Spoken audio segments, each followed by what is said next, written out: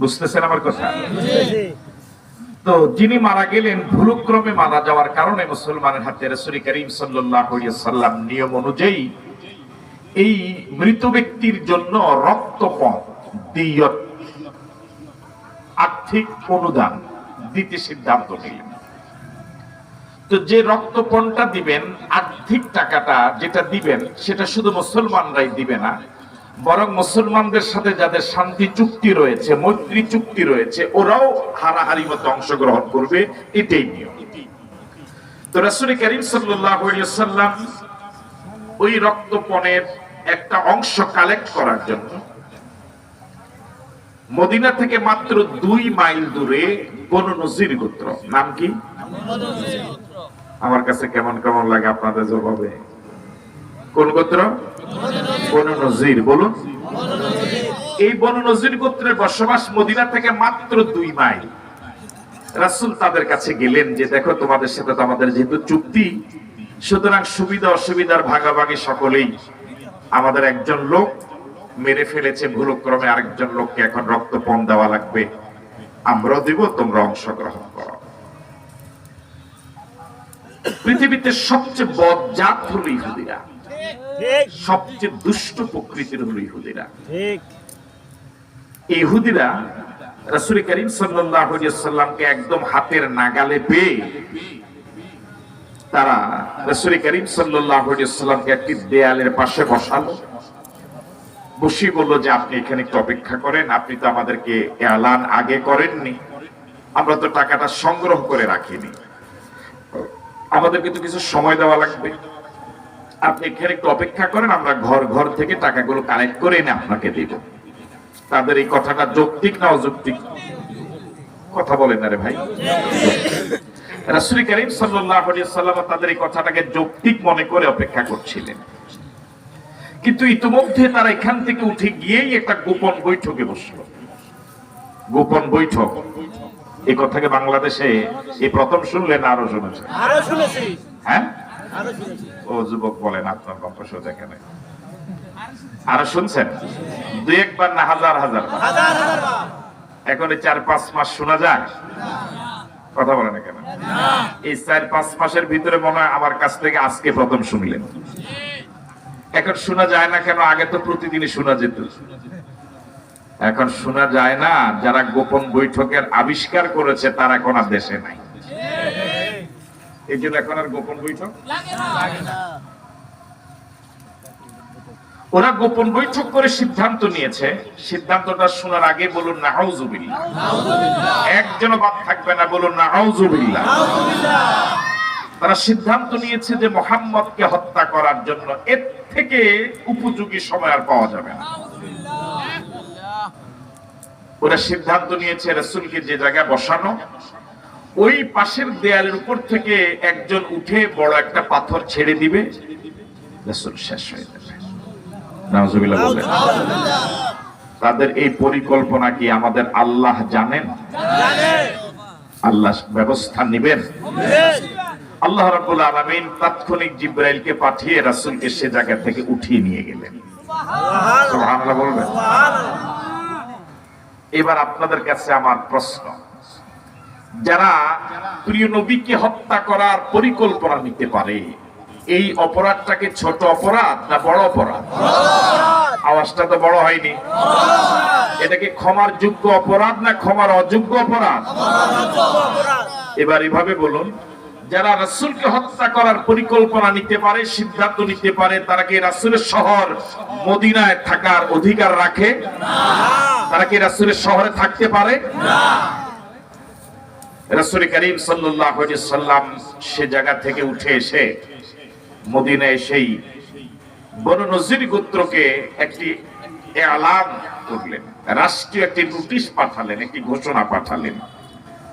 ঘোষণাটা হলো এই যে তোমাদেরকে 10 দিনের সময় দেওয়া হলো। কয়দিন? এই 10 দিনের ভিতরে পৃথিবীর যে জায়গায় তোমাদের মন চায় সে জায়গায় চলে যেতে পারো, আমার শহরে থাকতে পারবা না। যদি 10 দিনের ভিতরে না যাও তাহলে তলোয়ার দিয়ে ফয়সালা হবে। রাসূল করিম সাল্লাল্লাহু আলাইহি ওয়াসাল্লামের এই ঘোষণায় ভীত সন্ত্রস্ত হয়ে পড়ল বনু নজির গোত্র। ওই বনু নজির গোত্রের ঘটনাকে কেন্দ্র করে 24 আয়াত 3 রুকু সম্বলিত সূরাটি নাজিল হয়েছে। বুঝাতে পারিনি? এই জন্য রাইসুল মুফাসসিরিন হযরত আব্দুল্লাহ ইবনে আব্বাস রাদিয়াল্লাহু তাআলা আনহুমা বলেন, আমরা তো একটু আগে আপনাদেরকে শিখালাম এই সূরাটির নাম হাসর, কিন্তু আব্দুল্লাহ ইবনে আব্বাস রাদিয়াল্লাহু তাআলা আনহুমা বলেন এই সূরার আরেকটা নাম হলো সূরা বনু নজির। ঠিক আছে কথা? আমরা সূরার কয়টা নাম জানলাম? সূরা হাসর, সূরা বনু নজির। ইহুদি বনু নজির গোত্র চলে যেতে রাজি হয়ে গেল, কিন্তু মুসলমানদের ভিতরে আরেকটা গ্রুপ আছে, ওটাকে বলা হয় মুনাফিক। নাম কি? মুনাফিক। এই মুনাফিক অবশ্য আগে ছিল, এখন আর নাই। এখনো আছে না? এখন আছে। আছে আছে। তো মুনাফিকদের তৎকালীন সর্দার ছিল আব্দুল্লাহ ইবনে উবাই ইবনে সালুল, মুরব্বী মানুষ। সে যখন এই সংবাদ পেল, সে বনু নজির গোত্রে আসলো। এসে দেখছে ওরা চলে যাওয়ার প্রস্তুতি নিচ্ছে। জিজ্ঞেস করলো, যাবা কই, কেন যাবা? বিস্তারিত সব ঘটনা খুলে বলল। আবু জেহেল বলল, আমি থাকতে তোমরা এইভাবে চলে যাবা, এটা কথা হলো? কি মায়া, বুঝে নেব না কথা? তোমরা যাবা না। আমার কাছে 2000 সেনা আছে। কয় হাজার? যদি তোমাদেরকে বিতাড়িত করে, দেশান্তরিত করে, তাহলে তোমাদের প্রতি মায়ায় আমরা তোমাদের সাথে দেশ থেকে বেরিয়ে যাব। আর যদি তোমাদের সাথে লড়াই হয়, তাহলে আমার 2000 সেনা নিয়ে তোমাদের পক্ষে আমরা লড়াই করব। নাউজুবিল্লাহ বললেন। নাউজুবিল্লাহ। এ হলো মুনাফিক। এই জাতীয় মুনাফিক এখনো কিন্তু সমাজে আছে। মুনাফিকদের এই বাতাস পেয়ে, বাতাস বুঝেন তো কি? হাওয়া। এই হাওয়া পেয়ে ইহুদিরা আগে সিদ্ধান্ত নিয়েছিল চলে যাবে, কিন্তু এখন তারা সিদ্ধান্ত পরিবর্তন করলো যে আমরা যাব না। নির্ধারিত সময় পার হওয়ার পর রাসূল করিম সাল্লাল্লাহু আলাইহি সাল্লাম সাহাবায়ে কেরাম রিদওয়ানুল্লাহি তাআলা আলাইহিম আজমাইনদেরকে নিয়ে বনু নজির গোত্রে আসলেন। তাদের গোত্র ঘেরাও করলেন। বর্তমান পৃথিবীতে অনেক আন্দোলন, এর ভিতরে একটা আন্দোলন হলো, একটা কর্মসূচি হলো অবরোধ। অবরোধ কি শুনেছেন আপনারা? রাসূল করিম সাল্লাল্লাহু আলাইহি ওয়াসাল্লাম ঠিক বনু নজির গোত্রকে দেশান্তরিত করার এই আন্দোলন যেটা করেছিলেন, সেটা হলো অবরোধ। রাসূল বনু নজির গোত্রের 4-5 সাহাবায়ে কেরামদেরকে দিয়ে অবরোধ করে রাখলেন। বুঝতে পারছি আমি? এবার বনু নজির গোত্রের একটা সংক্ষিপ্ত পরিচয় জানা লাগে।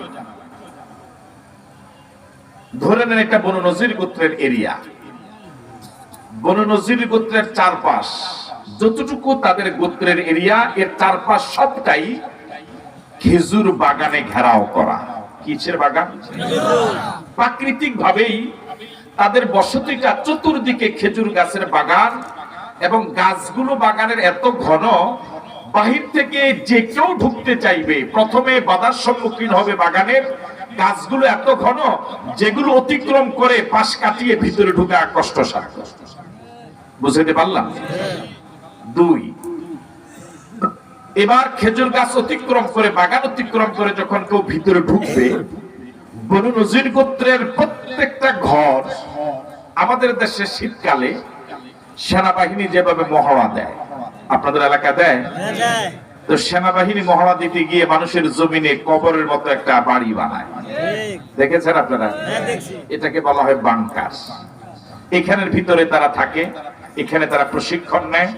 এই বাংকারটা বহিঃশত্রুর আক্রমণ থেকে সেফটি দেয়, নিরাপদ রাখে। বনু নজির গোত্র আজ থেকে 1500 বছর আগে কি প্রশিক্ষণ প্রাপ্ত যোদ্ধা ছিল, তাদের প্রত্যেকের ঘর এরকম বাংকার ছিল। বুঝতে পারলাম? তাহলে প্রথমেই ভুলে গেল, প্রথমে খেজুর গাছ, এরপরে ঘরগুলো বাংকার। 3, বনু নজির গোত্রের প্রত্যেক সদস্য দুঃসাহসী ছিল। 4, বনু নজির গোত্রের প্রত্যেক সদস্য অস্ত্র চালাতে পারদর্শী ছিল। 5, বনু নজির গোত্রের সদস্যদের কাছে ভরপুর অস্ত্র ছিল। এবার আপনাদের কাছে আমার প্রশ্ন, সাহাবায়ে কেরাম নিরস্ত্র অল্প কয়েকজন সাহাবী রাসূলের নেতৃত্বে অবরোধ করলেন, যাদেরকে তারা হলো প্রথমে খেজুর বাগানের অবরোধে, খেজুর বাগানের পরিবেষ্টনে তারা নিরাপদ, ঘরগুলো বাংকার, প্রত্যেকে যোদ্ধা, প্রত্যেকে অস্ত্র চালাতে পারদর্শী, সশস্ত্র তারা প্রত্যেকেই। এরকম একটি শক্তিশালী দুঃসাহসী যোদ্ধা দলকে অবরোধের মতো একটা কর্মসূচি দিয়ে দেশ থেকে, ঘর থেকে বিতাড়িত করা, এটা সহজ না কঠিন? সবাই তো বলেন সহজ না কঠিন? কিন্তু আল্লাহর কাছে কোন বিষয় কঠিন আছে? আল্লাহ রাব্বুল আলামিন এই কঠিন বিষয়টাকে সহজ করে দিলেন। বনু নজির গোত্র অবরোধের কবলে পড়ে শেষ পর্যন্ত নিজের ঘর বাড়ি ছেড়ে, মদিনা ছেড়ে, রাসূলের শহর ছেড়ে চলে যেতে বাধ্য হয়েছে। আরো আসতে পার। তারা দুই ভাগ হয়ে গিয়েছিল, এক ভাগ গিয়েছে খায়বরে, আরেক ভাগ গিয়েছে সিরিয়ায়। এটা কয়েকদিন আগে যে বাশার আল আসাদ পলায়ন করেছে, তার দেশ সিরিয়ায়। আজ থেকে ১৫০০ বছর আগে এই রাসূলের অবরোধের কবলে পড়ে আল্লাহ পাকের হুকুমে এই বনু নজির গোত্র সিরিয়া গিয়েছিল একদল, আরেক দল গিয়েছিল খায়বর। আমি কি কথা বুঝতে পারলাম? আমার ভাইয়েরা,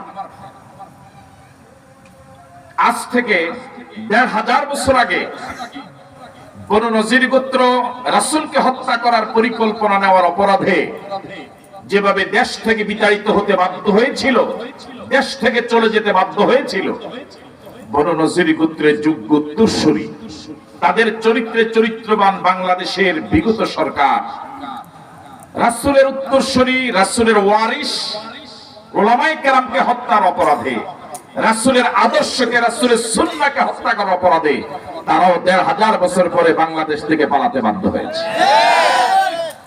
মিলে কত পার্সেন্ট মিলে? 100%। জবাব কি 100% দিচ্ছেন আপনারা?